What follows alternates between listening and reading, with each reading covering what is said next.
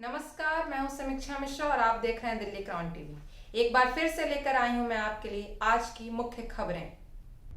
आज यानी 2 मार्च को यूक्रेन में फंसे भारतीय नागरिकों को लेकर हंगरी देश की राजधानी बुदापेस्ट से एक स्पेशल विमान दिल्ली के लिए रवाना हुआ। विमान के पायलट ने कई दिनों से परेशान भारतीय नागरिकों को तसल्ली दी और कहा कि वह जल्द ही अपने परिजनों से भारत में मिल पाएंगे। आपको बता दें कि रूस और यूक्रेन के बीच पिछले एक हफ्ते से चल रहे युद्ध के दौरान यूक्रेन में फंसे भारतीय नागरिकों को सुरक्षित लाने के लिए भारत सरकार ने आगामी 3 दिनों में ऑपरेशन गंगा के तहत 26 विशेष फ्लाइट्स का इंतजाम किया है। विदेश मंत्रालय के अनुसार सभी को बिना कोई किराया वसूले इवैक्यूएट किया जा रहा है। Hello everyone. Hello. On behalf of the entire SpiceJet family, welcome on board this special flight from Budapest to Delhi. We are very happy to see all of you safe and sound and are proud of each and every one of you for your courage and determination. You overcame the uncertainty, the hardship, the fear and have made it here safely. And now it's time to go back to our motherland. It's time to go home.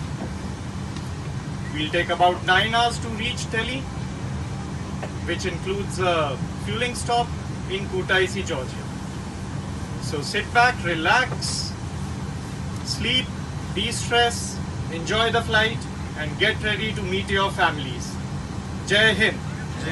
Bharat माता की जय। बोल सियापति रामचंद्र भगवान की। होटलों और restaurants में इस्तेमाल होने वाले कॉमर्शियल एलपीजी सिलेंडरों की कीमतों में एक बार फिर से इजाफा हुआ है। 1 मार्च से 19 किलो का एक कॉमर्शियल एलपीजी सिलेंडर अब 2012 रुपये का उपलब्ध होगा।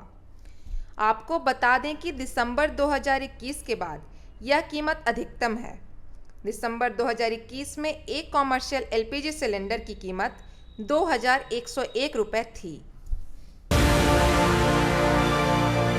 दक्षिण एमसीडी में विपक्ष के नेता और आम आदमी पार्टी के पार्षद प्रेम चौहान ने आज भाजपा की दिल्ली इकाई से प्रश्न करते हुए पूछा कि 5 साल पहले पूर्व प्रधानमंत्री अटल बिहारी वाजपेयी के नाम पर शुरू की गई जन आहार योजना का क्या हुआ। चौहान ने कहा कि 5 वर्ष पूर्व दिल्ली भाजपा ने दिल्ली वासियों के लिए 10 रुपये की थाली के प्रबंध करने का ऐलान किया था और कई जगह खाने के कियोस्क भी लगाए थे, जिनका आज कुछ अता पता नहीं है। 2017 चुनाव में भारतीय जनता पार्टी ने अपना चुनावी घोषणा पत्र जारी किया था और उसके साथ साथ उस समय मनोज तिवारी जी प्रदेश अध्यक्ष थे भाजपा के। उन्होंने अटल जी के नाम से अटल जन आहार योजना का एक जिक्र किया था कि हम 10 रुपये में गरीबों को भरपेट भोजन देने का काम करेंगे।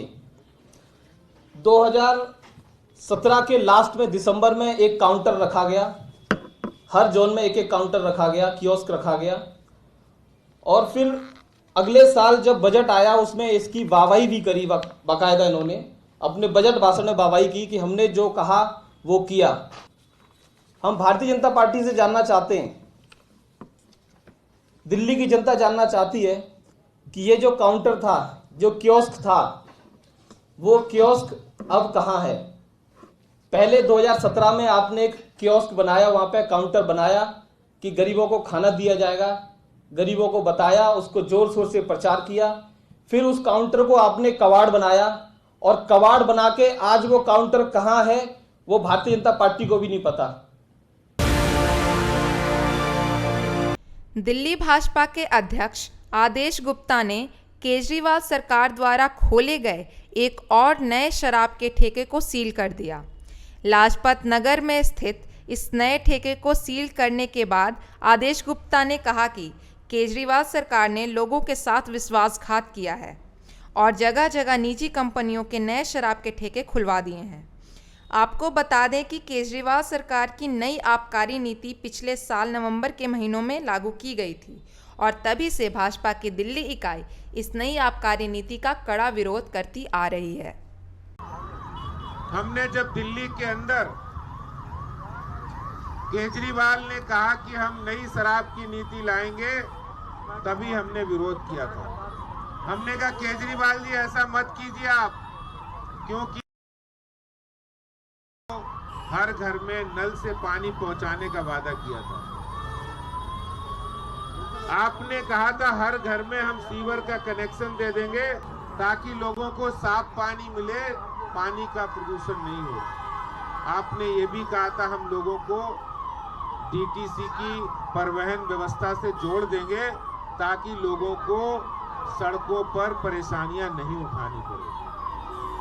आपने 20 नए कॉलेज, 500 नए स्कूल और ना जाने कितने कितने वादे किए,